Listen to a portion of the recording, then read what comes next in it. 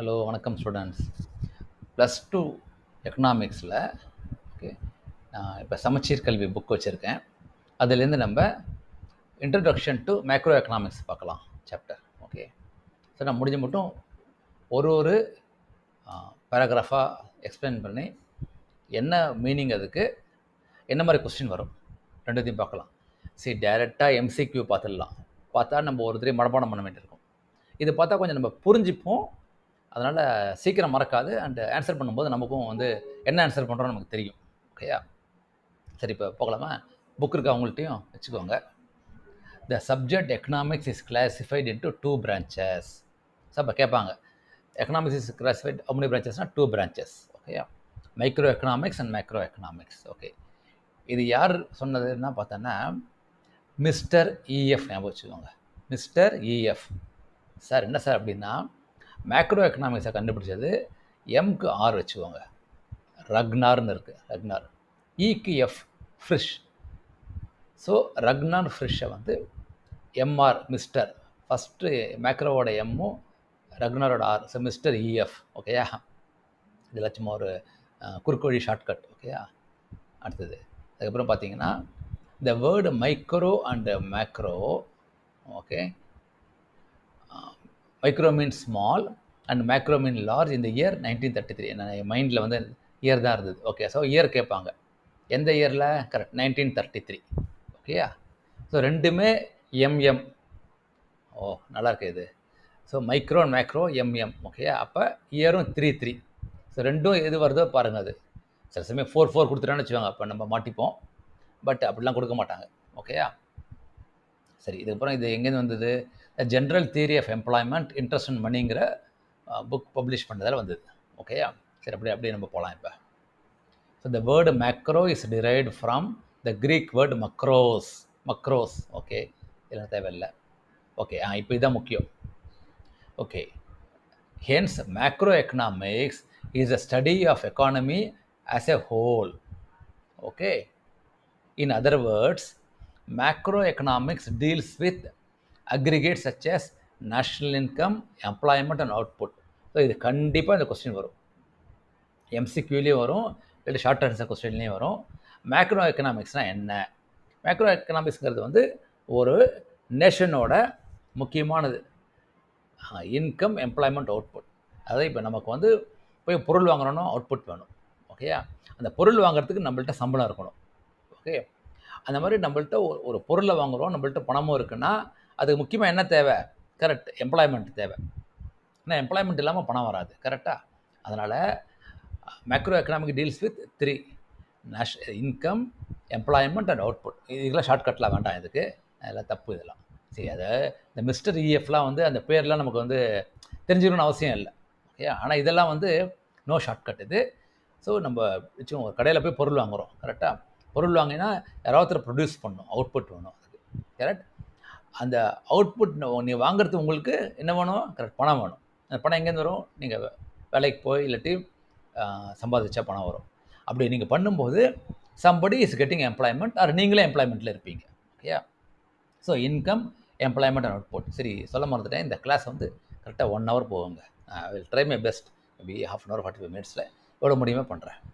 அடுத்தது macro economics is also known as income theory அப்படிங்கிறாங்க. So இதுவும் கண்டிப்பாக எம்சிக்யூவில் வரும். Macro economics is also known as dash போட்டிருப்பாங்க. மேபி இன்கம் தேரி, எக்ஸ்பெண்டிச்சர் தேரி, இந்த மாதிரி ஏதாவது ஒரு 3-4 இருக்கும். சேவிங்ஸ் தேரின்ற மாதிரி இருக்கும். ஆனால் இன்கம் தேரி, ஏன்னா நம்ம ஏற்கனவே பார்த்துட்டோம், இன்கம் இல்லாமல் எதுவுமே கிடையாது. ஓகேயா? அடுத்தது, there is a need to understand the functioning of the economy at aggregate level. Okay, அக்ரிகேட்னா என்ன சார் அர்த்தம்? அக்ரிகேட்னா என்ன அர்த்தம்னா, இப்போ ஒரு சின்ன இப்போ நீங்கள் ஒரு சந்தை போன வச்சுக்கோங்க, ஒரு வில்லேஜில் போயிட்டு ஒரு கிராமத்து சந்தை வச்சுக்கோங்க. அந்த சந்தையில் பார்த்தீங்கன்னா எல்லா விதமான இருப்பாங்க. அதாவது வியாபாரிகள் எப்படி சின்ன கீரை கட்டும் விற்கிறவங்க இருப்பாங்க. ஓகே, அதே மாதிரி ஒரு கூறு மாதிரி போட்டு 10 ரூபா இல்லை 5 ரூபா இன்றைக்கி மாத்திரம் காய்கறி வாங்குறதுக்கும் இருப்பாங்க. இன்றைக்கி சமையலுக்கு மாத்திரம் ஒன்று அப்படி எடுத்துப்பாங்க. கொஞ்சம் ஹோல்சேல், அதாவது ஒரு கல்யாணத்துக்கு இல்லாட்டி ஒரு ஃபங்க்ஷனுக்கு கொடுக்குறதுக்கு ஒரு 10 கிலோ 20 கிலோ ஆளும் இருப்பாங்க. அப்போ இந்த 3 கேட்டகரித்தையும், அது 3 கேட்டகரி என்ன? ஒன்று வந்து அந்த 10 ரூபா 5 ரூபா அது அன்னி தேவைக்கு, இன்னொன்று நம்ம நார்மலாக போய் வாங்குறது ஒரு நாள் 2 நாள் வாங்குறதுக்கு. ஓகே. இன்னொன்னு வந்து ஒரு கல்யாண ஃபங்ஷனுக்கு போய் வாங்குறது. ஓகேயா? இந்த 3த்தையும் சேர்த்தா சேர்க்கிறதுங்கிற சொன்னேன்ல, தட்ஸ் கால்ட் அக்ரிகேட். இந்த 3த்தையும் சேர்த்தா தான் அந்த வில்லேஜோட டிமாண்ட், அந்த வில்லேஜோட இன்கம் அப்படின்னு சொல்லிட்டு கொண்டு வரலாம். அதனால எக்கானமிய வந்து அக்ரிகேட் லெவல்ல எல்லாத்தையும் சேர்ப்பாங்க. எல்லாத்தையும் சேர்த்து பார்க்கறது தான் மேக்ரோ எக்கனாமிக்ஸ். ஓகேயா? So there is a need to understand the functioning of the economy at the aggregate level, at the big level, to evolve suitable strategies. இதெல்லாம் கொஞ்சம் பெரிய வேர்டு. அதாவது ஒரு கண்ட்ரியை மேனேஜ் பண்ணுறதுக்கு என்ன, அந்த இன்ட்ரெஸ்ட் ரேட் கரெக்டாக இருக்கணும். ஓகே, எவ்வளோ மணி இன் சர்க்குலேஷன் தேவையாக இருக்கணும்.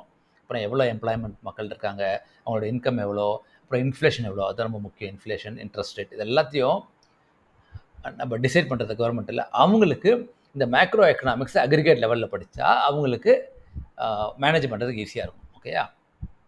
அடுத்தது, understanding the future problems, needs and challenges of an economy as a whole is important evolve.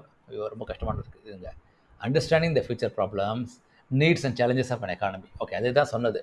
இந்த எக்கானமியோட என்ன தேவை, என்ன வந்து சவால் இருக்குது, என்ன வந்து ஃப்யூச்சர், அதாவது வரப்போகிற பிரச்சனைகள், இந்த 3த்தையும் வந்து அது 3த்தையும் வந்து ஒரு பிக்சராக பார்த்து சமாளிக்கிறதுக்கு, இல்லாட்டி என்ன வந்து ஸ்டெப்ஸ் எடுக்கலாம், என்ன வந்து ஒரு தீர்வு பண்ணலாம் அப்படிங்கிறது தான் ஒரு மேக்ரோ எக்கனாமிக்ஸ். ஓகேயா? அடுத்தது, macro economics provides ample opportunities to use scientific investigation to understand the reality. Okay, இதெல்லாம் வேணால் விட்டுடலாம். இப்போ இந்த பிக்சரை பார்த்துடலாம். ஓகே, ஐ திங்க் இது பெட்டர் நினைக்கிறேன்.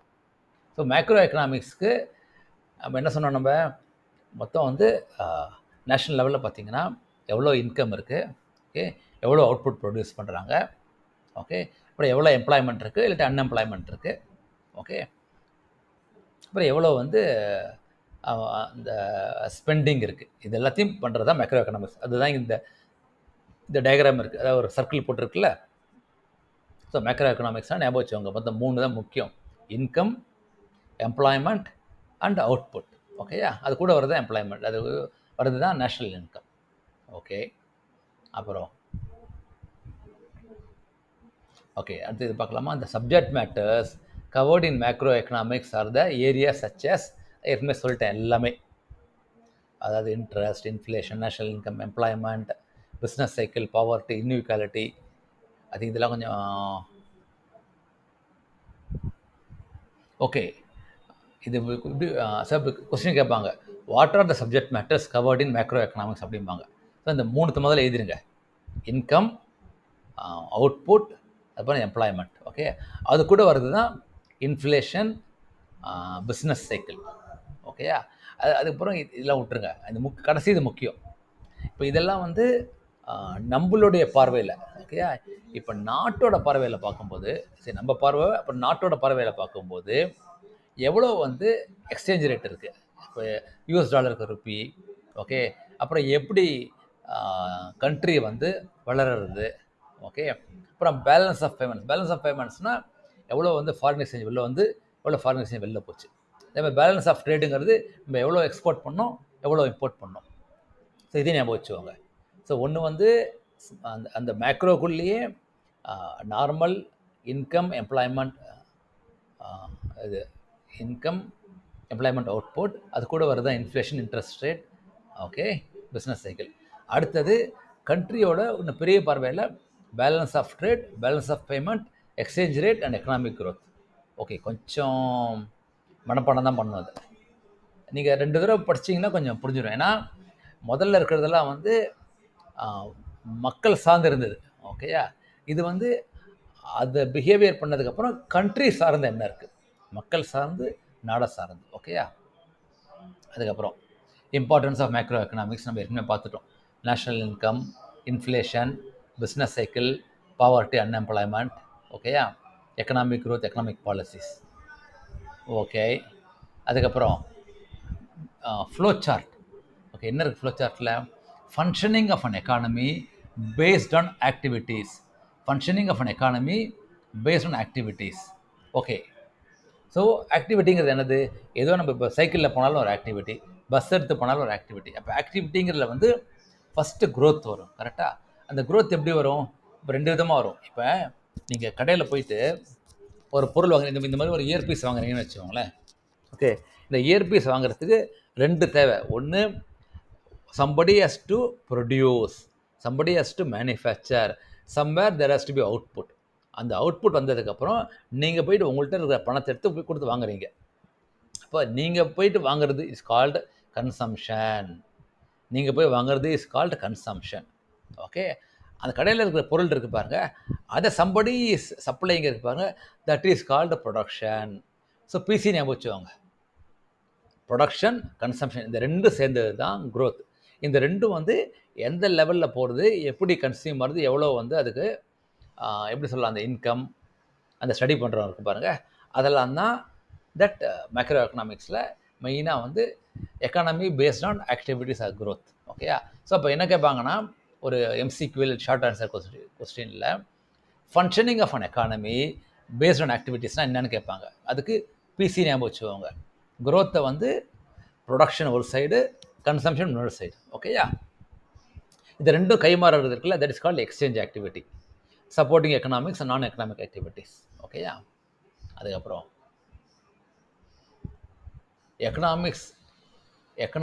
economies can be classified into different types. இது என்னது?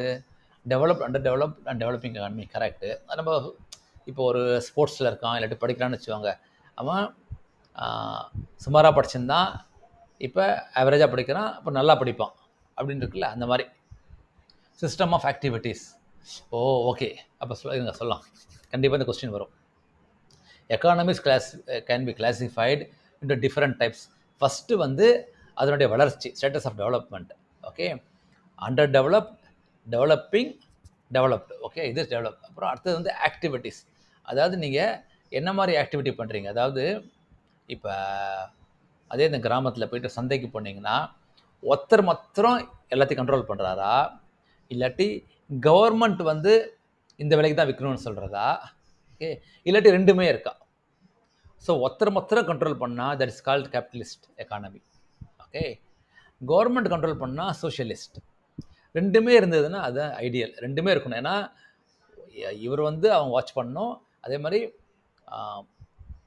ப்ரைவேட் பிளேஸ், அதாவது அந்த ஒத்தரை வந்து கவர்மெண்ட்டு கொஞ்சம் கண்ட்ரோல் பண்ணால் that is called mixed economy. That's called mixed economy. So first development, அடுத்தது மிக்சட் எக்கானமி, சாரி அது ஆக்டிவிட்டீஸ், அடுத்தது scale of activity, small and large. Okay, இப்போ nature of functioning, static and dynamic economics. ஸ்டேட்டிக்னா நீங்கள் ஒரு இடத்துல produce பண்ணிட்டு அப்படியே அதே தான். இப்போ கோல் மைனிங் வச்சுக்கோங்க, அதாவது கோலில் வேறு இன்னும் பண்ண முடியாது, நம்ம அதே பண்ணிட்டு இருக்கோம் எவ்ரி. டைனமிக் வச்சுக்கோங்க, அதெல்லாம் வந்து மேபி பேங்கிங், ஃபைனான்ஸ், டெக்னாலஜி இருக்குல்ல, டெக்னாலஜிலாம் எவ்ரி டைம் மாறிண்டே இருக்கும். ஓகே, அதுக்கு பேர் டைனமிக்னு பேர். ஓகேயா? அப்புறம் நேச்சர் ஆஃப் ஆப்ரேஷன், இது ரொம்ப முக்கியம். Closed and open economy. சரி, க்ளோஸ்ட் எக்கானமினா வெளியிலேருந்து யாரும் உள்ளே வர முடியாது டக்குன்னு, that's called closed economy. Open எக்கானமின்னு வச்சுவாங்க, அதே இந்த நம்ம ஒரு கிராம சந்தையே வச்சுக்கலாம். இப்போ 10 பேர் கடை வச்சுருக்காங்க, 11ஆள் கடை வைக்கணுன்னா இங்கே பர்மிஷனை வாங்கு, இந்த பஞ்சாயத்து தலைவர்கிட்ட பர்மிஷனை வாங்கு, இந்த ஃபார்மை ஃபில்அப் பண்ணு, என்ன, அப்புறம் நீ எந்த ஊருக்காரன் அப்படின்னு எல்லாத்தையும் கெட்டுட்டு பண்ணால் that is called closed economy. யாராவது இன்னொருத்தர் வந்து அவரும் கடை வைக்கலாம், அதுக்கு ஒரு பேசிக்காக என்ன சொல்லலாம், ஒரு அட்லீஸ்ட் நீங்கள் வந்து ஒரு 2 ஏக்கர் 10 ஏக்கர் ஃபார்ம் இருக்கணும், இங்கே அவுட்புட் பண்ணுறீங்க அப்படின்னு சொன்னால் போகிறோம், அவ்வளோதான். அப்படின்னா that is called open economy. So closed economy and open economy ரொம்ப முக்கியம். Okay, the nature of advancement, traditional and modern economy. இது ரொம்ப ஈஸி. ட்ரெடிஷ்னல்னால் என்ன, நம்மளுடைய அந்த அதாவது பண்பாடு சொல்ல முடியாது, நம்ம வந்து பழக்க வழக்கத்தில் இருக்கிறது ட்ரெடிஷ்னல்ங்கிறது. ஓகேயா? இப்போ என்ன சொல்லலாம், இந்த தறி பண்ணுறது, இல்லாட்டி பானை பண்ணுறது, இல்லாட்டி ஹேண்டிகிராஃப்ட் பண்ணுறது. ஓகே, இதெல்லாம் வந்து ட்ரெடிஷ்னலாக வருது. ஓகே, மாடர்ன் எக்கனாமிக்ஸ்னால் மிஷினை யூஸ் பண்ணி, ரோபோ யூஸ் பண்ணி, டெக்னாலஜி யூஸ் பண்ணி பண்ணுறது மாடர்ன் எக்கனாமிக்ஸ். ஓகேயா? ஸோ ரெண்டுமே நமக்கு தேவையாக இருக்கும். ஓகேயா? இந்த level of national income, so low income, middle income, high income. So இது என்ன கொஸ்டின் இது? Economies can be classified into different types based on first சொன்ன டெவலப்மெண்ட், அடுத்தது ஆக்டிவிட்டீஸ். ஓகே, ஞாபகம் வச்சுக்கோங்க. முதல்ல வந்து ஒரு பையன் வந்து சரியாக படிக்கலை, இப்போ சுமாராக படிக்கிறான், நல்லா படிப்பான். ஓகே, அடுத்து அதே மாதிரி நீங்கள் ஒரு கிராமத்தில் போகிறீங்க, சந்தையில் ஒருத்தர் மாத்திரம் பண்ணால் கேபிட்டலிஸ்ட், கவர்மெண்ட் நடத்தினா சோஷியலிஸ்ட், 2 பேரும் இருந்தானா மிக்சட் எக்கானமி. ஓகே. அப்புறம் சின்ன மார்க்கெட்டா, பெரிய மார்க்கெட்டா, ஸ்மால் அண்ட் லார்ஜ். இந்த ஸ்டேட்டிக் அண்ட் டைனமிக்னா ஒரே ஒர்க்கை பண்ணுறாங்களா இல்லாட்டி நிறைய பண்ணுறாங்களா சொல்லிட்டு, விதவிதமாக பண்ணுறாங்களா சொல்லிட்டு. Closed open economy. க்ளோஸ்ட்னா அந்த இருக்கிற ஆள் மாத்திரம் தான் அலோடு, வேறு யாரும் வச்சுக்க முடியாது. இன்னொருத்தரும் அலோவ் பண்ணாங்கன்னா that is called open economy. Okay. Traditional and மாடர்ன்னா நம்மளுடைய அதாவது ஓல்டு மெத்தட்லேயே டக்குன்னு தமிழ் வரல, நம்மளுடைய பழங்காலத்தில் என்ன இருக்கோ அதே கண்டினியூ பண்ணேன்னா தட்ஸ் கால் ட்ரெடிஷ்னல். மாடர்ன் எக்கானமினா இந்த மிஷின் டெக்னாலஜிலாம் யூஸ் பண்ணிங்கன்னா மாடர்ன் எக்கானமி. ஸோ இது எல்லாத்தையும் பண்ணால் என்ன வரும்? Low income, middle income, high income. ஓகேயா? ஸோ ஐ திங்க் இன்றைக்கி இந்த கிளாஸ்க்கு இது போகிறேன்னு நினைக்கிறேன்னா, உங்களுடைய ஃபீட்பேக் ரொம்ப முக்கியம் எனக்கு. இதுக்கேற்ற மாதிரி நான் திரும்பவும் அடுத்த கிளாஸில் அடுத்த சாப்டரை கவர் பண்ணுறேன். ஓகேயா? தேங்க்யூ.